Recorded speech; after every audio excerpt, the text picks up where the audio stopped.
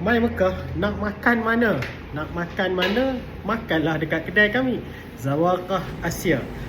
Tuan-puan, tuan-puan nak makan nasi lemak, tuan-puan nak makan nasi ayam, tuan-puan nak makan nasi apa, semua ada insya-Allah ta'ala. Nasi putih lah paling banyak lah kan. Tapi sebenarnya tuan-puan, lauk-lauk kita macam-macam ada.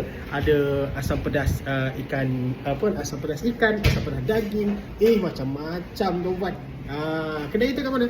Kedai kita betul-betul dengan train station sahaja, sangat-sangat dekat. Kalau kamu keluar daripada train station, pasti jumpa kita insya-Allah ta'ala. So belakang ni kita sedang sediakan Masya Allah buat order 2000 pack.